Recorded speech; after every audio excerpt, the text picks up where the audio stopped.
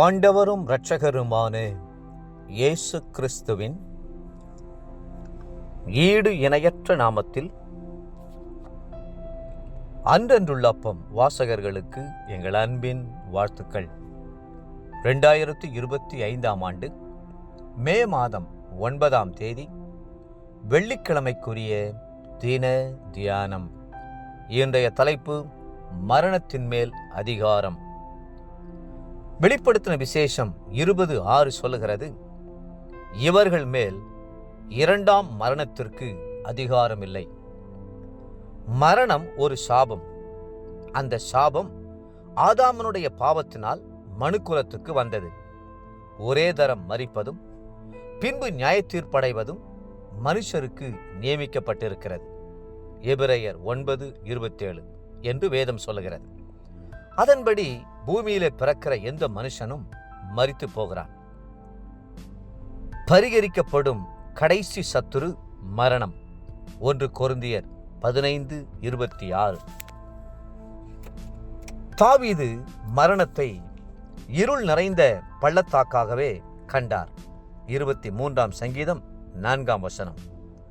மரணத்தை ஒரு கட்டு, அது ஒரு கண்ணி என்றெல்லாம் சொன்னார். 18ஆம் சங்கீதம் 4-5 வசனங்கள். ஆனால் தேவ ஜனங்கள் இயேசு மரணத்தையும் பாதாளத்தையும் வெற்றி பெற்றதை உணர்ந்து, மரணமே உன் கூர் எங்கே, பாதாளமே உன் ஜெயம் எங்கே என்று வெற்றி முழக்கமிடுகிறார்கள். 1 கொரிந்தியர் 15:55. மரணத்தின் மேல் தேவனுடைய பிள்ளைகளுக்கு அதிகாரத்தை கொடுத்தவர் மரித்தோரை எழுப்புங்கள் என்று கட்டளையும் கொடுத்திருக்கிறார். மத்தேயு 10:8. அது சரீர மரணமானாலும் சரி, ஆத்தும மரணமானாலும் சரி, மரித்தோரை எழுப்புங்கள். இந்த அதிகாரத்தை செயல்படுத்துவது எப்படி? மரித்தோரை மரித்தோராக எண்ணாதிருங்கள். நித்திரை செய்வதாக எண்ணி அதிகாரத்தோடு கட்டளை கொடுங்கள். விசுவாச வரம் வல்லமையாய் உங்களில் கிரியை செய்யட்டும்.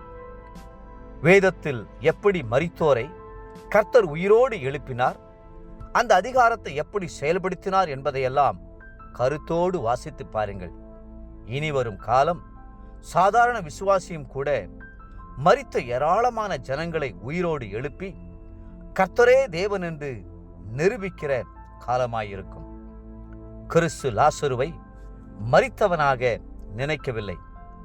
அவன் மரித்து 4 நாட்களாகி இருந்த போதும் எதை பற்றியும் யோசிக்காமல் அவனுடைய கல்லறை அண்டை வந்து நின்று, லாசருவே வெளியே வா என்று உரத்த சத்தமாய் கூப்பிட்டார். அப்பொழுது லாசரு வெளியே வந்தான். யோவான் 11ஆம் அதிகாரம் 43-44 வசனங்கள். நாயினூர் விதவையின் மகன் மரித்தபோது கிறிஸ்து அந்த பாடையை தொட்டு, வாலிபனே எழுந்திரு என்றார். அவன் உயிர் பெற்றவனாக எழுந்தான். லூக்கா 7:14. யவீருனுடைய மகள் மரித்தபோது இயேசு அவளுடைய கையை பிடித்து, சிறு பெண்ணே எழுந்திரு என்றார். மார்க் 5:41. அவள் உயிரோடு எழுந்தாள். அதை பின்பற்றின பேதுரு மரித்துப்போன தொர்காள் என்ற மூதாட்டியை எழுப்பினார். அப்போஸ்தலர் நடபடிகள் 9:40.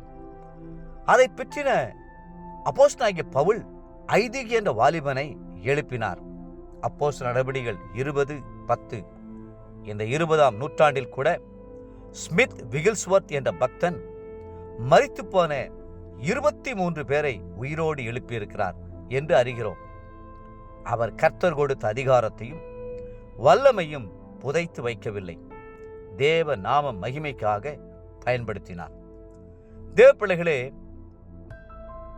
அதிகாரத்தை பயன்படுத்துங்கள், மரித்தோரை எழுப்புங்கள். கர்த்தருடைய நாமம் உங்கள் மூலமாய் மகிமைப்படுவதாக. இன்றைய நினைவிற்கு யோவான் 11:25-26 வசனங்கள். நானே உயிர்த்தெழுதலும் ஜீவனுமாயிருக்கிறேன். என்னை விசுவாசிக்கிறவன் மரித்தாலும் பிழைப்பான். உயிரோடு இருந்து என்னை விசுவாசிக்கிறவன் எவனும் என்றென்றைக்கும் மறியாமலும் இருப்பான். இன்றைய வேத வாசிப்பு காலை 2 ராஜாக்கள் 7, 8 மற்றும் 9 அதிகாரங்கள்.